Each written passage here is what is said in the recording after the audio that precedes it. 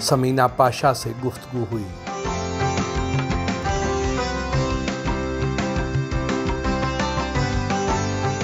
अस्सलाम वालेकुम समीना, कैसी हैं आप? बिल्कुल ठीक ठाक, अल्लाह का शुक्र। आपके वीलॉग्स देखकर तो ऐसे लगता है कि जैसे बड़ी सख्त गिर और दबंग किस्म की खातून है, लेकिन असल ज़िंदगी में जब देखें तो आप तो बड़ी नरम खू और सॉफ्ट स्पोकन है। सिर्फ वीलॉग से ही नहीं, जनरली भी अक्सर लोग जो ज़्यादा जानते नहीं थे या जिनसे बातचीत ना हो तो आई डोंट नो, लेकिन शायद पर्सनालिटी का कुछ ओवरऑल इम्प्रेशन ऐसा ही आता है। सबको ऐसा लगता है कि मैं बड़ी कोई सख्त और बड़ी कोई सीरियस किस्म की खातून, लेकिन जनरली फिर जब लोग बातचीत करते हैं तो फिर उन्हें आइडिया होता है कि ऐसा है नहीं है, बहुत सारे और भी पहलू हैं। और वीलॉग का ताल्लुक ज़रा ये भी है कि इस वक्त हालात जिस तरह से हैं तो ज़ाहिर है वो फिर आप सीरियस होकर उसी तरह से उसी अंदाज़ में बात कर रहे होते हैं, और बात कोशिश यही होती है कि जो दिल से निकले वही बात हो। आपके दबंग अंदाज़े गुफ्तगू की वजह से कभी कोई मुश्किलात भी फेस करना पड़ी? अभी तक तो ऐसी कोई ख़ास नहीं अल्हम्दुलिल्लाह। और दबंग तो पता नहीं आप किसे कहते हैं या उस तरह, मुझे तो लगता है कि बहुत ज़्यादा लोगों की खिदमात हैं जिन्होंने बड़ा खुल के बहुत ज़्यादा काम किया है सहाफ़त में भी और वैसे भी, लेकिन बस कोशिश होती है कि हक़ सच की बात करें, सीधी बात करें, और कोशिश होती है कि कभी मायूस ना करें कोई देखने सुनने वाले को। आपके तज़ियों में बड़ी गहराई होती है, जुमलों में बड़ी काट होती है, ये इतने तख्लीकी से जुमले कहाँ से आते हैं? पहले तो शुक्रिया अगर आप ऐसा महसूस करते हैं, लेकिन मेरा ख़्याल है कि थोड़ा सा एक अदब से लगाव रहा है शुरू से, और शेरो शायरी और अदब पढ़ना वो एक मशगला था स्टूडेंट लाइफ से, तो उसका एक असर हमेशा रहा कि आप कुछ अच्छा लिखना भी चाहते हैं, अच्छा पढ़ना भी चाहते हैं, अच्छा सोचना भी चाहते हैं, तो शायद इसी वजह से वो ऑटोमेटिकली कहीं ना कहीं आपकी गुफ्तगू में या आपकी किसी तहरीर में वो चीज़ें नज़र आ जाती हैं जो कहीं कभी आपने पढ़ी हुई होती हैं। स्क्रीन की समीना पाशा और घर की समीना पाशा में क्या फ़र्क? बहुत ज़मीन आसमान। घर में बिल्कुल डिफरेंट, बहुत मिजाज मेरा अलग, घरेलू उस तरह से होता है घर में। घर में मुझे लगता है मैं सिर्फ़ एक माँ हूँ और बीवी हूँ, बस एक बिल्कुल कंप्लीट हाउसवाइफ हूँ जिसका पूरा फोकस बच्चे बच्चे बच्चे बच्चे मियाँ घर ये रहता है, क्या बनाना है, बच्चों को क्या खिलाना है, बच्चों के सारे काम, पढ़ाना, स्कूल छोड़ना, स्कूल से वापस लेके आना, नहलाना। कुछ बच्चे अभी छोटी वाली दो तो बिल्कुल छोटी हैं, नहलाना धुलाना उनको, वो सब। तो वो टोटली आप अगर घर पे मेरी सारी एक्टिविटीज़ ऑब्ज़र्व करेंगे तो आपको लगेगा ही नहीं शायद कि मैं कोई ऐसी खातून हूँ जो कभी बाहर भी जाती हूँ या किसी से बात भी कर लेती हूँ। दिन का आगाज़ कैसे करती हूँ? सुबह कोशिश होती है अगर आँख खुल जाए नमाज़ पढ़ती हूँ, और उसके बाद फिर बच्चों के लिए तैयारी शुरू हो जाती है स्कूल की। फिर ऑनवर्ड्स आजकल तो खैर छुट्टियां हैं तो बच्चे भी ज़रा ज़्यादा सो रहे हैं, देर से उठते हैं, तो मैं भी ज़रा नींद पूरी कर लेती हूँ, वरना अदरवाइज़ तो काफ़ी टफ़ हो जाती है।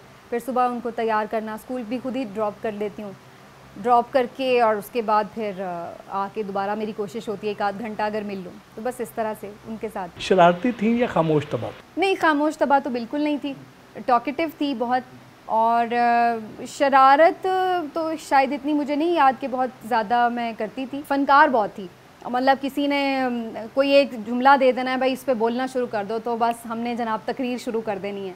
कोई किसी ने कह देना जी फ़लाँ एक्टर का ये वाला बड़ा आजकल मशहूर हुआ है, या फ़लाँ एक्ट्रेस की ये वाली ज़रा मिमिक्री करके दिखाओ, तो छोटी सी मैं थी और मैं उसी वक्त उसी तरह उसी गेटअप में पूरी उसी तरह एक्टिंग करके दिखा देती थी। तो ये इस तरह के मैं बड़े ड्रामेबाजियाँ करती थी, तो ये फनकारियाँ बहुत थी।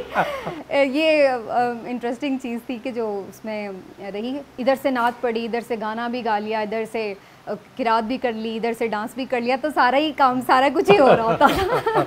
Multi talent. हाँ, पता नहीं ऐसा ही था, बस सब कुछ कर रहे होते। कोई दो चार डायलॉग तो सुनाए ना, और मिमिक्री भी थोड़ी सी। ऑनेस्टली अब थोड़ी बड़ी हो गई हूँ कोशिश करती हूँ ये वाली हरकतें ना करूँ। मिमिक्री बिलावल की कर लेते हैं आजकल वज़ीर ख़ारजा हमारे हिट है। खून मांगोगे खून देंगे, सर मांगोगे सर देंगे, मिठाई मांगोगे मिठाई नहीं देंगे। वो थोड़ा लंबा लंबा करके। वाह वाह, बहुत आला। तालीम का सिलसिला कहाँ तक जारी रहा? मैंने मास कॉम में मास्टर्स किया, फिर मैंने एमफिल स्टार्ट किया, फिर एमफिल में बड़ा अच्छा मेरा जा रहा था, सारे ग्रेड्स मेरे बहुत अच्छे थे और मेरा उसमें कंप्लीट भी हो गई जो क्लास सेशंस थे वो मेरे कंप्लीट हो गए। फिर मुझे थीसिस सबमिट करवाना था। वो मुझे एक मेरी यानी लाइफ का आप समझ लें बड़ा गिल्ट है कि मुझे लगता है कि वो मुझे कंप्लीट करना चाहिए था थीसिस। लेकिन फिर मैं बस कराची मूव हो गई, वहाँ पर मैंने जियो चैनल ज्वाइन कर लिया न्यूज़ एंकरिंग के लिए। तो फिर यहाँ से चली गई, फिर वहाँ जाके बस मैं उस तरह फोकस नहीं कर सकी, कुछ ज़ाहिर अपनी टीचर से यूनिवर्सिटी से दूर हो गई।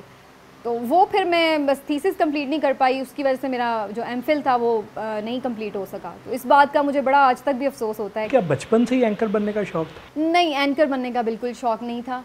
ये ज़रूर था कि वो कहते हैं ना जरासीम होते हैं शुरू से, तो वो थे, लेकिन अब शौक़ नहीं था। शौक़ तो था कि भाई जैसे सब आधे पाकिस्तान को होता है बच्चों को डॉक्टर बनना है, तो वो डॉक्टर ही था।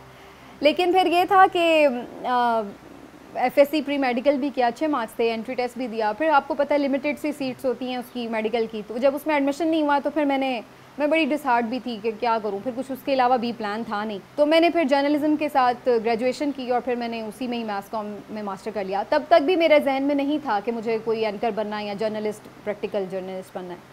फिर जब मास कॉम के बाद मास्टर्स में ही मैं थी, वहाँ पर जो हमारा रेडियो है उसका मास कॉम डिपार्टमेंट का, उसमें मैंने बस यूं ही जाके एक दिन ऑडिशन दिया, तो वो उसमें मुझे उन्होंने सेलेक्ट कर लिया। तो मैंने रेडियो प्रोग्राम स्टार्ट किया। वहाँ से फिर मुझे ज़रा मज़ा आने लगा कि ये मज़े का काम है। फिर उसके बाद ऑनवर्ड्स मैंने फिर जब मास्टर्स कंप्लीट किया तो फिर मैंने सोचा कि अब हमने मीडिया को ही ज्वाइन करना है। अच्छा, बड़ा इंटरेस्टिंग है कि मैं ना जब रेडियो कर रही थी, उसके बाद फिर ऐसे ही बस मैंने PTV में कुछ प्रोग्राम्स की वॉइस ओवर भी किए, तो इस तरह से मामला थोड़ा थोड़ा सा चल रहा था। फिर मैंने सोचा, ये उस वक्त का टाइम है जब बहुत ज़्यादा प्राइवेट चैनल्स अभी नहीं थे, आने वाले थे। वैसे मैं कितनी पुरानी हूँ।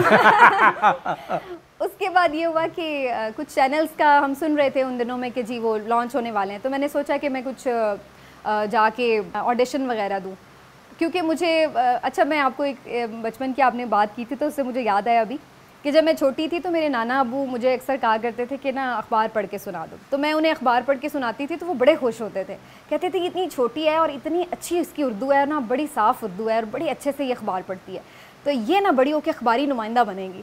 ये वो छोटी सी मैं बिल्कुल थी और वो इस तरह कह दिया करते थे। तो जब मैं बड़ी हुई तो मेरे जहन में ऐसे आया, मैंने कहा बस यानी अब फील्ड भी है, अब पढ़ भी लिया है, तो चलो इसको मैं ना ऑडिशन को ट्राई करती हूँ न्यूज़ एंकरिंग में। और मैंने लाहौर में जितने चैनल्स थे सब में न्यूज़ एंकरिंग के लिए ऑडिशन दिया, और मज़े की बात मुझे सब ने फेल कर दिया। अच्छा। सब जगह मैं रिजेक्ट हो गई। और फिर मैं यही समझा, मैंने कहा यार मैं नहीं बन सकती, शायद मैं नहीं इतना अच्छा कर रही या जो भी क्राइटेरिया उस पर नहीं पूरा उतर रही।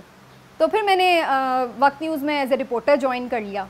और फिर एक दिन बाय चांस मुझे मौका मिला कि एंकर कोई अवेलेबल ना हो जैसे, या किसी दोस्त ने कहा चलो भैया आप इसको ट्राई कर लें या इस तरह से, तो वो फिर मैंने किया। उसमें फिर कुछ जहांदीदा जो देखने वाले होते हैं नज़र, उन्होंने नहीं आप तो बहुत अच्छा कर सकती हैं, आपको ग्रूम करना चाहिए इसमें। तो फिर वहाँ से सिलसिला शुरू हुआ। फिर वक्त न्यूज़ में काम किया, वहाँ पे मैंने काफ़ी सीखा, एंकरिंग भी की। फिर मैंने वहाँ पर मुख्तलिफ शोज़ होस्ट किए, ट्रांसमिशंस होस्ट की। फिर मैंने फील्ड रिपोर्टिंग की और बहुत टफ़ एरियाज़ में की। उस वक्त सवात में ऑपरेशंस चल रहे थे पाक फ़ौज के, राह निजात, राह रास्त, बुनेर, दीर, मालाकर्न एजेंसी, मोहम्मद एजेंसी, बाड़ा, खैबर, तो काफ़ी ज़्यादा आगे तक मुझे जाके मौका मिला काम करने का। तो वहाँ मैंने वो सारे ऑपरेशन कवर किए और वहाँ पे कवरेज की, उससे बड़ा मुझे एक्सपोजर भी मिला और लर्निंग एक्सपीरियंस। फिर इवेंचुअली मैंने मुझे इसी तरह से किसी ने कहा कि जियो में आप अप्लाई करें, और इस तरह फिर मैंने वहाँ अप्लाई किया। तो वो एक काफ़ी लंबा टाइम था, 2-3 दफ़ा ऑडिशंस और फिर रिटर्न टेस्ट भी। उस दौर में तो बड़े सख्त क्राइटेरिया हुआ करते थे ऑनेस्टली स्क्रीन पे आने के लिए। अब मुझे लगता है कि वो काफ़ी कम कर दिए तमाम चैनल्स ने। फिर मैंने खैर वहाँ पे उन्होंने जियो ने फिर मुझे हायर कर लिया। वहाँ पे फिर मैंने 2 साल ऑलमोस्ट काम किया और फिर इस तरह से फिर मुख्तलिफ चैनल्स में बस चलता रहा न्यूज़ एंकरिंग का सफ़र। कभी कोई ऐसी खबर जिसे ब्रेक करते हुए डर लगा हो? नहीं, डरती वर्ती नहीं हूँ। ये है, डर वर कोई नहीं लगता। डर तो नहीं कभी लगा। हाँ, ये है कि कभी आप एक्स्ट्राऑर्डिनरी एक्साइटेड होते हैं कोई ख़बर देते हुए, या कभी इमोशनल हो जाते हैं, या शायद बहुत अफसरदा भी हो जाते हैं कुछ ख़बरों के साथ, तो वो कभी फीलिंग्स आ जाती थी। लेकिन एज ए प्रोफेशनल मेरा ख़्याल है कि हमें अपना जज्बात को कंट्रोल करना होता है और वो हम कर लेते थे। साफ़ियों को तो अक्सर धमकियाँ मिलती रहती हैं, क्या आपके साथ भी कभी ऐसा हुआ? ऐसे कोई डायरेक्ट तो मुझे बहुत ज़्यादा ऐसा उस तरह से नहीं धमकी मिली, लेकिन बस आपको मालूम ही है कि थोड़ा जैसे मुल्क के हालात होते हैं उसमें सब खुद से ही ये फ़ील कर रहे होते हैं कि विजिलेंट हो जाना चाहिए, थोड़ी एहतियात करनी चाहिए, केयरफुल हो जाना चाहिए। तो ये काइंड ऑफ एक पूरा माहौल ही बन जाता है कि जिसमें आप ये महसूस कर रहे होते हैं कि कोई खौफ है कि कोई आपके लिए कोई बंदिश आ जाएगी या कोई आपके लिए मसला ना बन जाए, कोई नौकरी पे ना बात आ जाए। तो इस तरह के खदशात कहीं आपके ऑटोमेटिकली जहन में होते हैं। तो इस तरह से कोई सख्त किस्म की सीधी सीधी धमकी तो नहीं है, लेकिन बस आप समझ जाएं।